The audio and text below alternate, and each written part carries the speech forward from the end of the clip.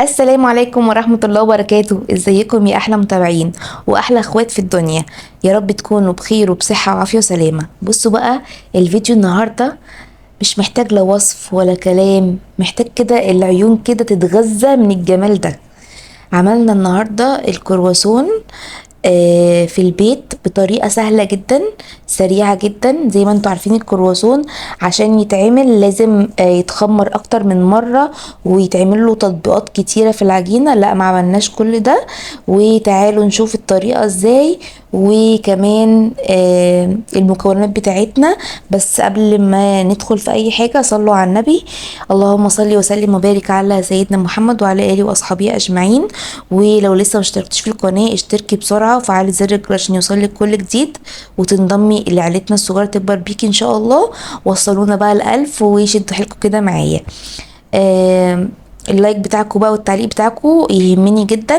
استنوا اتفرجوا الفيديو لحد الاخر، ولو عندكم اي ملاحظة او سؤال اكتبوا لي في التعليقات، واكتبوا لي برضو رأيكم ايه في التعليقات.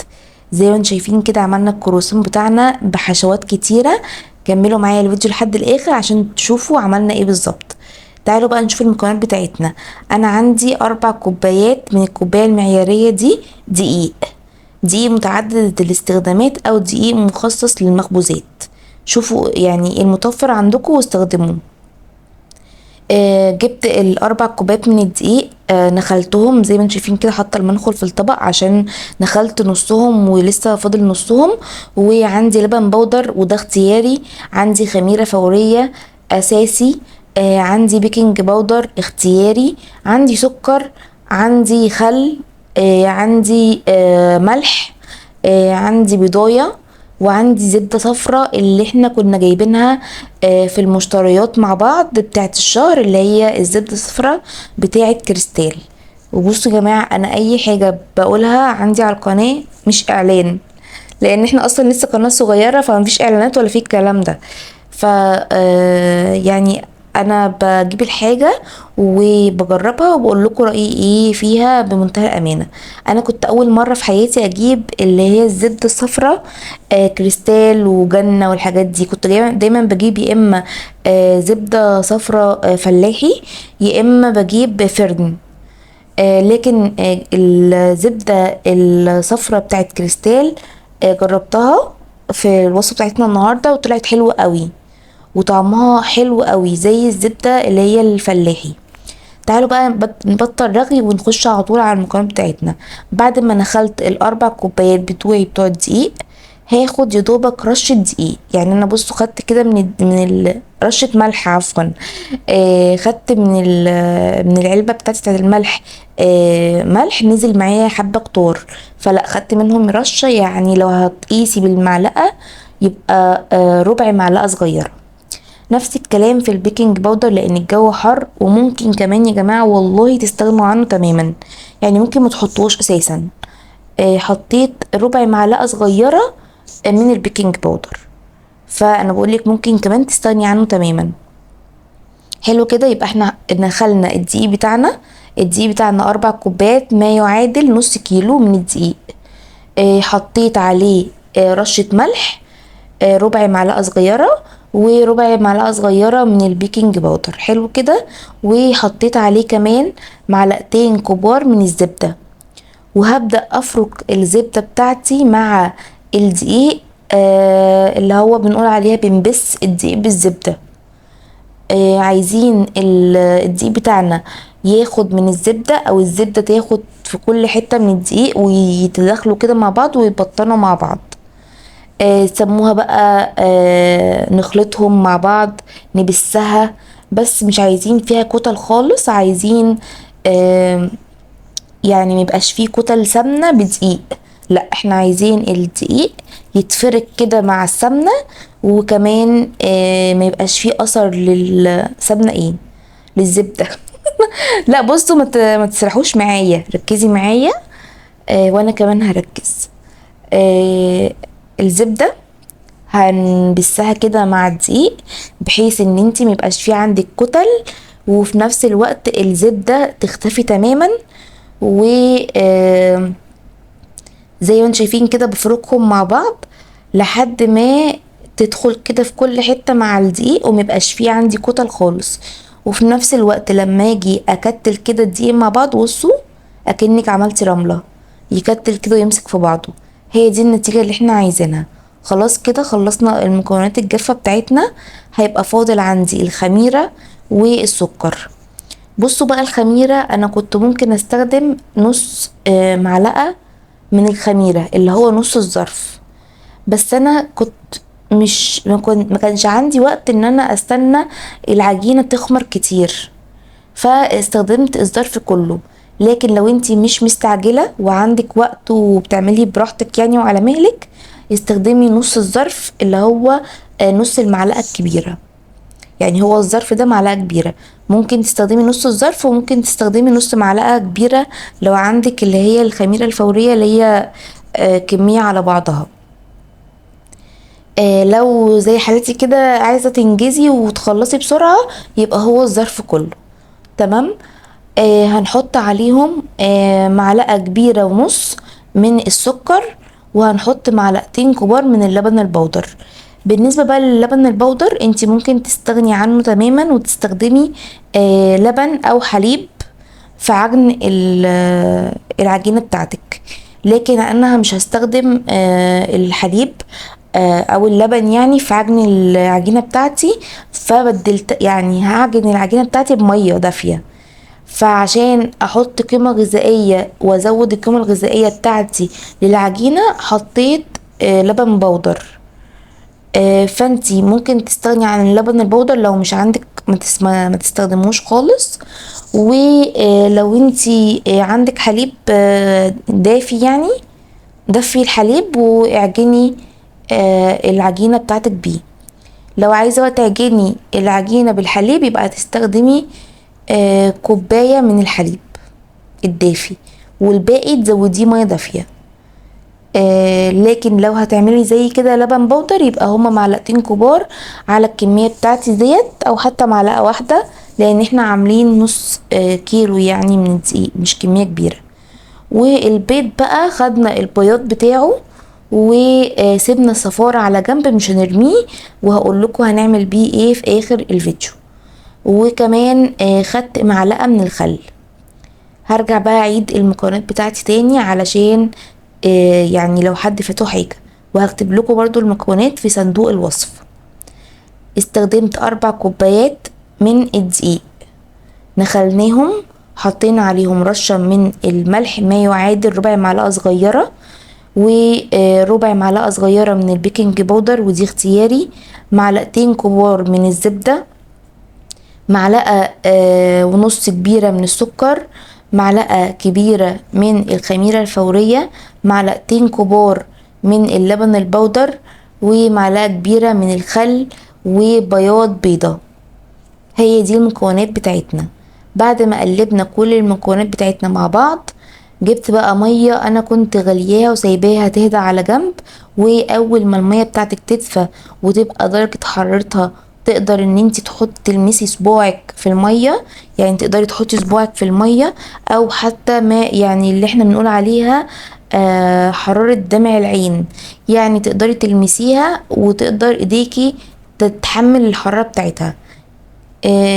انا خليتها لما بردت خالص بقت دافية يعني، وبدأت ان انا انزل بيها تدريجي كده وبقلب بالسباتشولا بتاعتي لحد ما الدقيق اللي تحت ده يختفي تماما من قاع الطبق بتاعي. اول ما الدقيق بتاعي هيختفي من القاع، هبدأ بقى اشيل السباتشولا واعجن بايديا. طبعا لو عندك بقى عجان، تقدري تعجني في العجان العجينة دي مش تاخد منك 5 دقايق في العجان. لكن في العجن اللي هو اللي على الايد ما خدتش برضو والله مني وقت، قولوا يعني بالكتير قوي 10 دقايق في العجن بتاعها. زي ما انتم شايفين كده لميت العجينه بتاعتي بالسباتشولا، وبعدين هبدا بقى خلاص اشيل بقى كده السباتشولا على جنب واعجن بايديا بقى عشان نلم العجينه كده مع بعضها. والعجينه بتاعتنا النهارده عايزه اقول لكم يعني طريه جدا وناعمه جدا، وده بسبب الزبده اللي احنا حطيناها. وكمان يعني لينة جدا، طرية جدا، لدرجة ان انتوا ممكن تحسوا وانتوا بتعجنوها ان هي محتاجة دقيق تاني. يعني بصوا وانا بعجنها اهو، انا كنت مترددة، كنت حاسة ان انا ممكن احط دقيق تاني، وكنت خايفة بصراحة ان المقادير ما تطلعش مظبوطة. بس لا، هي كانت محتاجة عجن، ما كانتش محتاجة دقيق، هي كانت محتاجة عجن. ففضلت اعجن فيها كده مثلا بتاع 4 دقايق، لحد ما يعني لمت نفسها خالص. والايد اللي انا كنت بعجن فيها كانت بتلزق شوية في العجينة، لكن الايد التانية النظيفة مش بتلزق نهائي في العجينة. هتشوفوا دلوقتي حالا مع العجن، يعني مع استمرار العجن هتلاقوا الطبق بتاعي نضف خالص، والعجينة بتاعتي لمت نفسها، بس مازالت بتلزق في ايديا، يعني ماسكة في ايديا اللي انا بعجن بيها، ملزقة فيها. وده دليل على نجاح العجينة بتاعتنا، عشان احنا عايزين الكروسو بتاعنا يبقى طري وهش كده، فلازم العجينة تكون يعني على قد ما تقدري تكون طرية وناعمة خالص. فعشان كده بقول لكم ما تزودوش السوائل كتير، وفي نفس الوقت حطوا المية تدريجي كده، لحد ما تلاقوا ان خلاص مفيش دقيق جف، وكل العجينه كده لمت مع نفسها.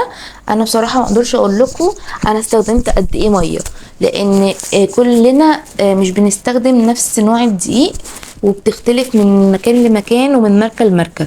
فعشان كده بقول لكم انزلوا بالميه تدريجي. حتى انا والله ما قستش انا حطيت قد ايه ميه، زي ما انتم شايفين كده كنت ماسكه الكتل وبصب حبه حبه وبقلب العجينه بتاعتي لحد ما زي ما انتم شفتوا كده مبقاش فيه دقيق خالص في الطبق. وبدات ان انا اعجنها بقى بايديا والمها واعجنها بايديا. زي ما انتم شايفين كانت الاول بتلزق خالص ومش معجونه كده وشكلها سايبه. مع استمرار العجن بصوا لمت نفسها خالص، الطبق بتاعي نضف خالص ما بقاش فيه عجين. هشيل بس اللي هما الحبه اللي في الارض اللي لازقين في قاع الطبق دولت. وبصوا الايد اللي انا بعجن بيها بتلزق ازاي، يعني العجينة ماسكة فيها ومش راضية تسيبها. لكن الايد اللي هي التانية النظيفة اللي انا ما كنتش بعجن بيها، بصوا ما العجينة ما بتمسكش فيها ولا بتلزق فيها خالص. وده دليل خلاص ان العجينة كده بتاعتنا خلاص بقت جاهزة، ويعني روعة بجد ملهاش وصف، طرية جدا وناعمة جدا. وريحتها عايزة اقول لكم ريحتها من غير والله ما تتخبز، ريحتها رهيبة، ريحتها حلوة قوي قوي قوي. ريحة الزبدة وريحة المكونات بتاعتنا مخلية العجينة ريحتها حلوة قوي. بصوا اهي الايد اللي انا بعجن بيها بتلزق، لكن الايد التانية نضيفة خالص ومش بتلزق خالص في العجينة. هحط بقى، هرجع احط تاني العجينة في الطبق، وهلم بقى الحاجات اللي انا كنت بستخدمها دي، واغسل ايديا وهرجع لكم بقى اقول لكم هنعمل ايه. بصوا بعد ما لميت حاجتنا كده ونضفت الرخامة، هجيب بقى صينية كده عندي واحط عليها شوية دقيق، وهبدأ اقرص العجينة بتاعتي او اعمل لقم او اعمل كور، شوفوا انتوا بتسموها ايه على حسب ما انتوا بتسموا يعني. بدأت بقى ان انا اعمل كده قرص كده على قد كف الايد، يعني مش كبيرة قوي ولا صغيرة قوي، قد مثلا كف ايدك. يعني شوفي كف ايدك كده، وعلى قد كف ايدك اعملي كده لقمة او قرصة كده او كورة، يعني على حسب انتي بتسميها ايه. وانا ما سبتش العجينه تخمر ولا اي حاجه خالص، انا هلقمها الاول او اقرصها الاول واحطها على الدقيق ده واغطيها بفوطه مطبخ. وعقبال ما اجهز حاجتي هتكون العجينه بتاعتي خمرت، لان الجو حر جدا والمطبخ كان يعني نار الله الموقدة ربنا يحفظنا ويعني يحمينا من نار جهنم يا رب العالمين. الواحد مش عارف، يعني الجو صعب قوي. فبصوا كانت العجينة هي خمرت ونفشت كده. هجيب بقى دقيق واحط شوية كده على الرخامة. طبعا غسلة الرخامة بتاعتي كويس قوي ومنضفاها قبل ما اعمل الخطوة دي. وهحط بقى شوية دقيق على الاسباتيولا بتاعتي او الرول اسباتيولا ايه اللي هي الفرادة بتاعت اللي هي الدقيق بتاعت العجين. هحط عليها شوية دقيق وعشان ما تلزقش في العجينة، ورشة دقيق خفيفة كده على وش العجينة، وهبدأ افردها اكني بعمل رغيف عيش كده. زي ما انتم شايفين كده بفردها كده نص فردة، وبحط عليها طبقة من الزبدة كده بالفرشة واحطها كده على بعضها. انا هعمل حوالي 5 رقات او 6 رقات، انا مش فاكرة قوي بس تقريبا 6 رقات. كان في لقمة كده انا عاملاها كبيرة، هقسمها على 2 وهيبقى هعمل 6 رقات فوق بعض. اصبري ما تروحيش في اي حتة، بجد الفيديو النهاردة يستاهل والوصفة بتاعتنا دي تستاهل. فكملي الفيديو لحد الاخر عشان ما تفوتكيش ولا تركاية وتطلعي احسن نتيجة. طبعا انا متأكدة ان انتوا هتطلعوا نتائج احسن بكتير من اللي انا عملتها كمان. عايزاكم بقى ايه يعني تكتبوا لي كده رأيكم وطبقوا بقى الوصفة بتاعتنا وقولوا لي في التعليقات طلعت معاكم النتيجة ايه، وانا متأكدة ان شاء الله تطلع معاكم احسن من معايا كمان. بصوا بعد ما عملت ال6 رقات اخر واحدة دي مش هنحط على وشها زبدة، وهحطهم بقى كده على طبق واركنهم على جنب تستريح شوية عقبال ما اعمل ال6 رقات التانيين. انا عملت 2، الاتنين 6 رقات زي ما انتم شايفين كده كلهم بنفس الطريقة. بفرد العجينة يعني فردة اكني هعمل رغيف عيش كده، واحط على وشها الزبدة بالفرشة واحط كده كله على بعضه بنفس الطريقة. اهو كده خلاص خلصنا كمان الجزء اللي هو التاني. تاني واحدة يعني خلصناها. وشوية الزبدة اللي في الطبق دولت مترمهمش، خليهم كده على جنب، وبرضو هقولك هنعمل بيهم ايه اخر الفيديو. عشان كده بقولك ما تقفليش الفيديو وكملي الفيديو لحد الاخر. بصوا بقى اول واحدة عملناها هجيبها بعد ما استريحت خالص اهو، وهبدأ بقى افردها على قد ما اقدر. افرديها بقى بايدك. بصي يعني انا كنت في الاول اهو بفردها بايديا، بتتفرد بمنتهى السهولة، لينة جدا وطرية جدا. افرديها بقى بالنشابة بتاعتك او بالفرادة بتاعت العجين كده يعني بالطريقة اللي انت عايزاها. عايزين تفردوها مدورة افردوها مدورة، عايزين تفردوها زي ما انا فردتها كده مستطيلة افرديها مستطيلة بالطريقة اللي انت عايزاها. انا بعد ما فردتها مستطيلة كده بدأت ان انا اقطعها من النص، وبعدين اقطعها مثلثات كده زي ما انتم شايفين، وفي كل مثلث من فوق كده بديله قطعة علشان يبقى سهل معايا في ان انا الم العجينة. بصوا بقى الحشو ده بتاعك انتي، يعني احشيها بالحاجة اللي انتي عايزاها. عايز تعمليها سادة خالص اعمليها سادة خالص، ودي انا برجحها جدا. لو بس عندك ميكرويف برجح السادة قوي، لان انتوا بصوا ما شاء الله بنص كيلو دقيق او ب4 كوبايات من الدقيق هنطلع كمية كبيرة قوي.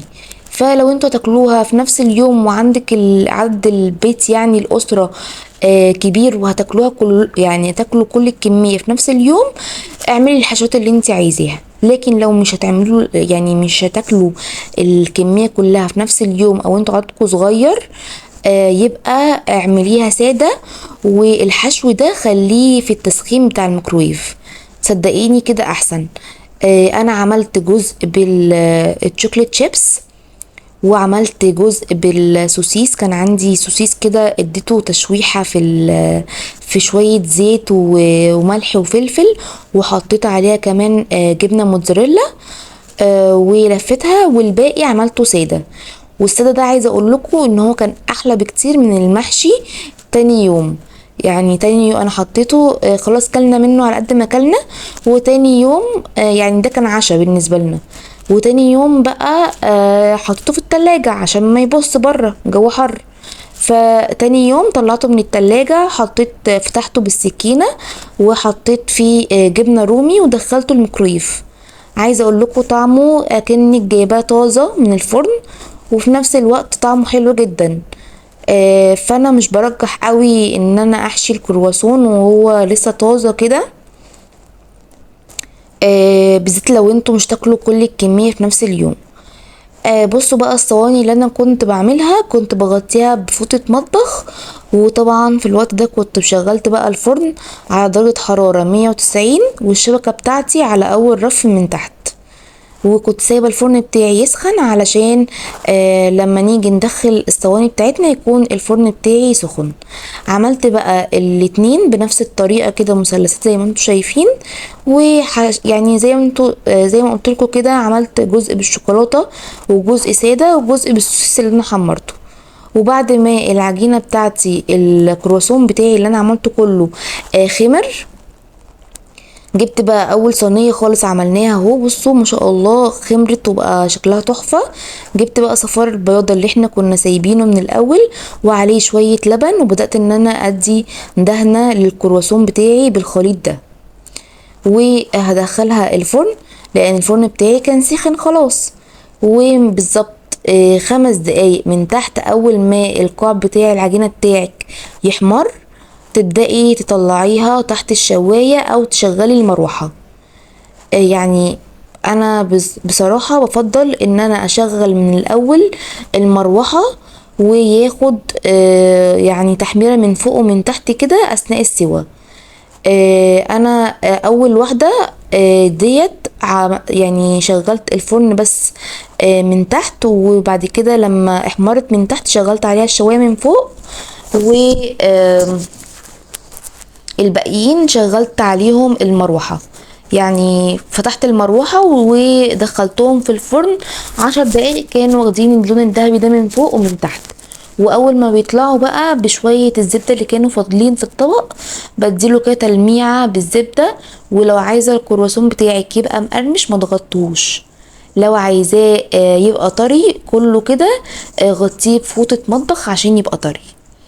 وانا هنا كنت خلاص كده خلصت كل الكمية اللي عندي، ما شاء الله كمية كبيرة من نص كيلو. بصوا بقى الكرواسون بتاعنا بعد ما خرج قد ايه هو هش من جوه، ويعني رهيب. زي ما بقولكوا كده، لو عايزينه من بره يبقى مقرمش ومن جوه طري يبقى ما تغطوش بفوطه، سيبيه كده في الجو هيبقى مقرمش من بره. لكن لو عايزاه يبقى طري كده كله من جوه ومن بره غطيه بفوطه فوطه مطبخ. ده كان الفيديو بتاعنا النهارده، وده الكرواسون بتاعنا الخطير. لو عجبكم بقى الفيديو ما تبخلوش عليا باللايك والشير والسبسكرايب. دمتم في حفظ الله وسلام الله. سلام عليكم يا احلى اخوات، باي باي.